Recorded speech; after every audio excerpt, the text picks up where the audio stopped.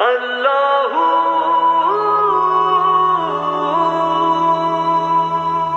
صلی اللہ علیہ ڈاکٹر کیوں سمجھتا ہے یہ کیوں نہیں کہہ لیتا بھائی مجھے نہیں پتا روحانی علاج کیا ہوتا ہے؟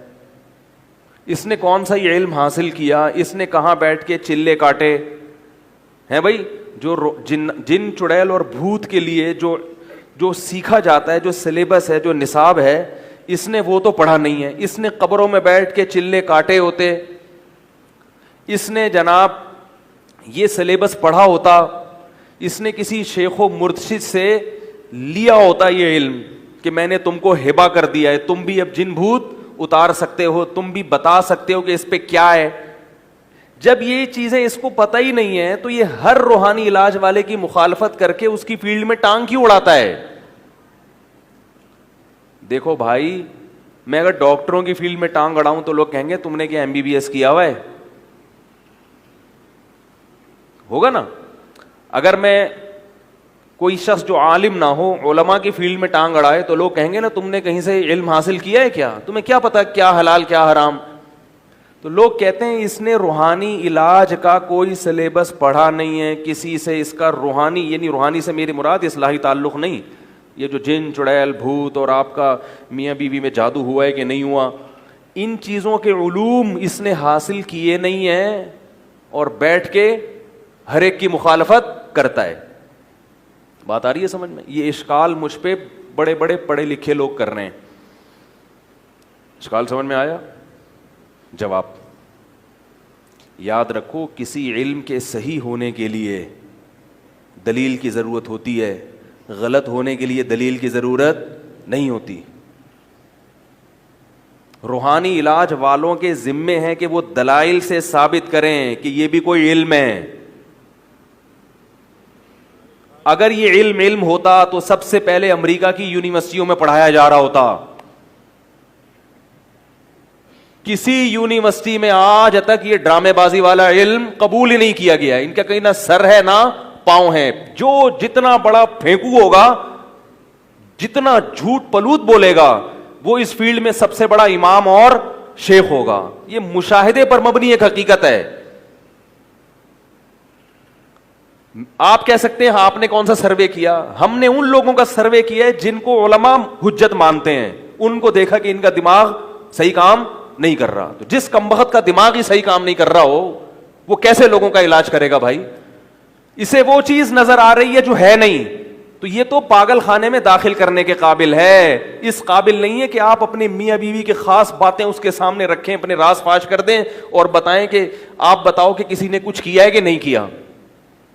کیسے سمجھائیں یار؟ یہ سلیبس اگر ہوتا تو کون سی یونیورسٹی ہے جہاں یہ پڑھایا جاتا ہے ہی نہیں. پھینکو، جو جتنا بڑا پھینکو ہوگا بیٹھ کے وہ، تو کسی علم کے صحیح ہونے کی دلیل چاہیے کہ اس کو دلائل سے ثابت کریں کہ یہ علم ہے. اس کا نصاب کیا ہے، سلیبس کیا ہے اس کا؟ کوئی سلیبس آج تک روحانی علاج والے وضع نہیں کر سکے. کوئی بھی اٹھتا ہے مکھنچو، بیٹھ جاتا ہے دکان کھول کے اور کہتے ہیں مجھے جن اتارنا آتے ہیں، میں ناخن پہ دیکھ کے بتاتا ہوں چور کہاں ہیں. خود ہی چور ہوتے ہیں کمبخت. آپ کو اگر یہ روحانی علاج والا ناخن پہ دیکھ کے بتا دینا وہ چور ہے اور وہ واقعی ہو، سمجھ لو اس کمبخت نے چوری کروائی ہے. چوری کس نے کروائی ہے؟ اس کمبخت نے. اس کے چوروں سے تعلقات ہیں، ورنہ اس کے باپ کو بھی نہیں پتا چل سکتا کہ چور کہاں ہے. اگر ان لوگوں کو چور کا پتہ چلانے کا ذرا سا بھی آئیڈیا ہوتا تو CID والوں کا کام بہت آسان ہو جاتا. آج تک کسی CID آفس میں آپ کو کوئی روحانی حرام خور نظر نہیں آئے گا. یہ مفتی اور مولوی، دیوبندی مولوی بیوقوف بن رہے ہیں ان کے پاس جا کے. دیوبندی، عام لوگوں کی بات نہیں کر رہا میں. اس میں اہل حدیث برابر ہیں، بریلوی ہو دیوبندی ہو. روحانیت کے نام پہ سب ڈرامے باز ہیں، چاہے اہل حدیث ہو، چاہے دیوبندی ہو، چاہے بریلوی ہو، چاہے عربی ہو، چاہے اجمی ہو.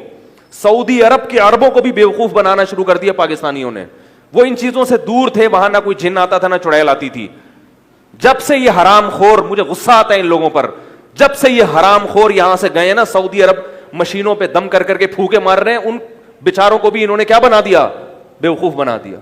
یہاں سے فلائٹیں بک کرائی جاتی ہیں روحانی ڈرامے بازوں کی. عرب بلا رہے ہیں کہ یار میری فیکٹری بند ہو گئی, جنات نے جادو نے بند کر دی, تم آ کے پھونک مارو کھل جائے گی. سینس لیس لوگ ہیں, عقل سے آری لوگ ہیں. تو کسی علم کے صحیح ہونے کے لیے دلیل چاہیے کہ تو بتا کہ یہ کہاں سے تو نے حاصل کیا. وہ کہے گا وہ شیخ دامت برکاتہم, وہ کوئی مسٹنڈا بیٹھا ہوا ہوگا, آپ وہاں جا کے دیکھو گے آپ کو اس سے بھی بڑا مکھنچو نظر آئے گا, جس کے اپنے گھر کے مسائل حل نہیں ہو رہے ہوں گے, تبھی اس نے یہ دکان کھولی ہوگی. دینی مدارس میں یاد رکھو, دینی مدارس میں وہ طلبا جو علم مضبوطی سے حاصل نہیں کرتے, محنت نہیں کرتے, روٹیاں توڑتے رہتے ہیں, پھر جب وہ دینی مدرسے سے فارغ ہوتے ہیں, ایک ایک جملہ جو ہے نا یہ سنہری حروف سے لکھنے کے قابل ہے. اپنے کسی جملے کی انسان ایسی تعریف نہیں کرتا.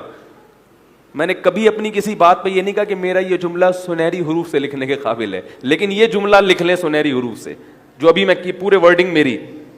دینی مدارس کے وہ طلباء جو رابعہ اور خامسہ سے بھاگے ہوئے ہوتے ہیں, مدرسے میں داخل ہوئے بھاگ گئے, صحیح ہے نا, کہیں بھی دنیا میں چل نہ سکے, یا مدرسے میں پڑھا مگر محنت سے, بولو بھائی, نہیں پڑھا.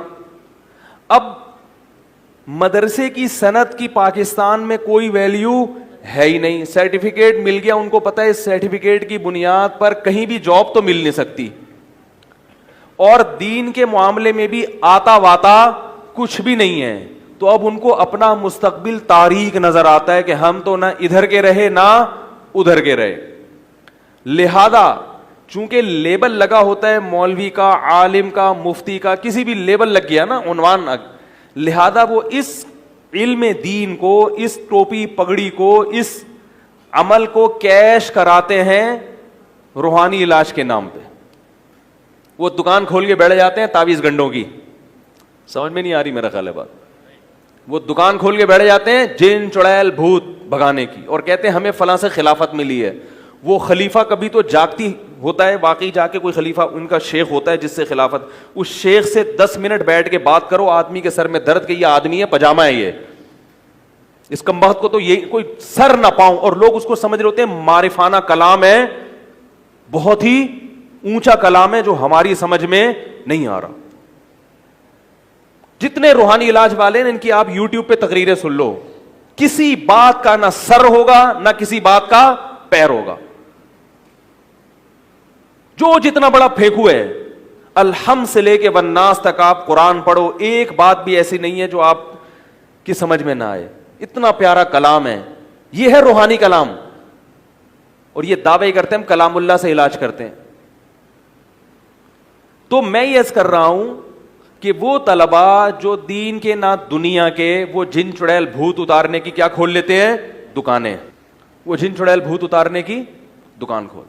پھر لوگ آتے ہیں اپنے مسائل لے کے, میری بیوی کو یہ ہو گیا, وہ کہتے ہیں فلانی نے جادو کرایا, فلاں نے یہ کروایا. اور ان لوگوں کے پاس جانے والے میں نے جتنے دیکھے ان کے نہ دین کے مسائل حل ہوتے ہیں نہ دنیا, ساری زندگی فلیتے پلیتے وظیفے, اور یہ مسئلہ فلاں نے کچھ کر دیا, ان کی ساری زندگی اسی عذاب میں گزرتی ہے, اور ان کی نسلیں بھی برباد ہو جاتی ہیں. ہمارے ایک جاننے والے تھے, میرے گھر آئے, کہنے لگے کہ ہمارے یہاں جنات آتے. میں نے کہا اللہ کا بندے چپ کر جاؤ, ہمارے یہاں نہیں آتے, تمہاری وجہ سے آ جائیں گے. یہاں میرے گھر بیٹھ کے جن چڑیل بھوت کی باتیں نہیں کرو. جہاں جائیں گے نا وہاں شیاطین آئیں گے. تو میں بتا رہا تھا کہ اکثر وہ لوگ ہوتے ہیں جو مدرسوں سے فارغ ہوتے ہیں, دنیا میں کسی کام کے نہیں ہوتے, کیونکہ مدرسے کی صنعت کی کوئی ویلیو نہیں ہے. کہیں بھی جاؤ کچھ بھی نہیں ملے گا, پکوڑے بھی نہیں ملیں گے آپ کو. کہیں جاؤ نا مدرسے کا سرٹیفکیٹ, یار کہیں جاب نہیں مل رہی تو یار تم 1 کلو پکوڑے فری میں دے دو, وہ بھی نہیں ملے گا. یہ جو وفاق المدارس کی صنعت ہے, ایم اے ہوتا ہے لیکن وہ بڑا مشکل ہے, وہ بلوچستان سے کہیں سے جا کے کروانا پڑتا ہے کچھ, اس میں وہ ایم اے کے پھر برابر ہوتی ہے, لیکن وہ بڑا مشکل پروسیس ہے. تو اب وہ دیکھتے ہیں کہ نہ ہم دین کے رہے نہ دنیا کے, تو پھر وہ کیا کرتے ہیں, روحانیت کی دکانیں کھولتے ہیں, اور اس میں عزت بھی ہے اور دولت بھی ہے. لوگ کہتے ہیں حضرت جی پیسے نہیں لیتے, جو پیسے نہیں لیتے ان کو پیسے زیادہ ملتے ہیں. کیونکہ ان کو پھر ہدیے ملتے ہیں خاندانی قسم کے. پیسے متعین کر دیے نا, وہ تو پھر محدود پیسے آئیں گے. میں پہلے نکاح پڑھانے جاتا تھا, کوئی فیس نہیں تھی, منع کیا ہوا تھا فیس نہیں ہوگی, تو بعض دفعہ بڑا تگڑا ہدیہ آ جایا کرتا تھا, نہیں چاہتے ہوئے بھی نہیں جائیے پھر بھی آ جاتا تھا. اب چونکہ ٹائم لگ رہا ہے اور جو جن لڑکوں سے میں کام لے رہا ہوں ان کو پیسے دینے پڑتے ہیں, تو میں نے فیس متعین کر دی. میں نے کہا بھائی ایسے تو فری پھوگڑ میں تو پورا لائن لگ جائے گی, تو اب کیا مل رہی ہے, جتنی فیس ہے اتنی مل رہی ہے. ٹھیک ہے, سمجھ آ رہی ہے, اس سے زیادہ بلکہ بارگیننگ ہوتی ہے, کچھ کم کر لیں, کچھ کم کر لیں.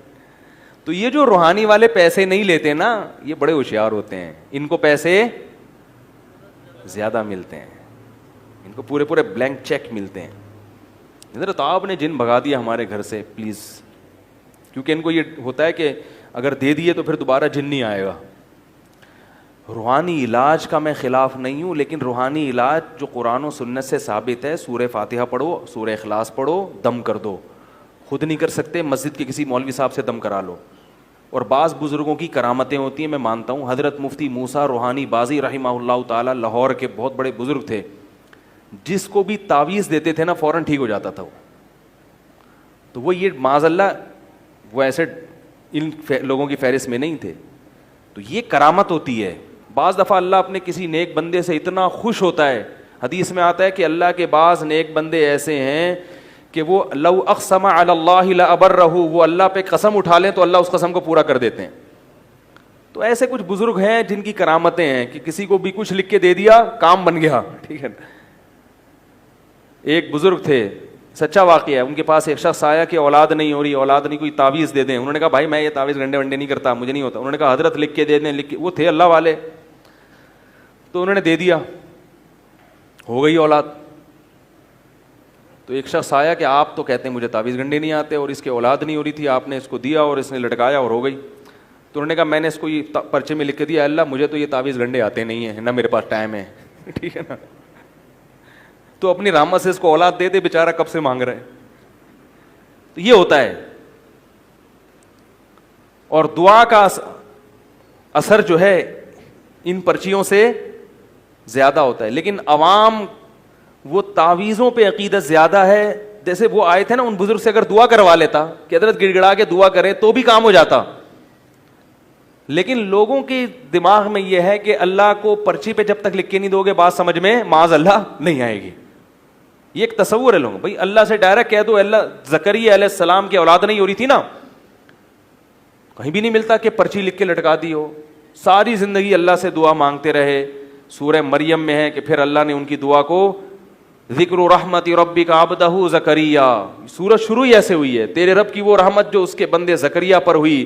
اس سورت میں اس کا تذکرہ ہے. اذ نادا ربہ ندان خفیہ, اس وقت کو یاد کرو جو اپنے رب کو انہوں نے چپکے سے پکارا. دعاؤں میں اللہ نے برکت رکھی ہے. لوگ دعاؤں سے کیا ہو رہے ہیں, غافل. دعاؤں سے کام ہوتا ہے تو انسان کہتے ہیں اللہ کے علاوہ کوئی نہیں بنانے والا. پرچیوں سے کام ہوتا ہے تو سارا کس کے کھاتے میں ڈال دیتے ہیں, یہ اس نے پرچہ ایسا دیا جس سے حساب کتاب کیا ہو گیا, سیٹ ہو گیا. تو اللہ سے دل لگے گا دعا کے.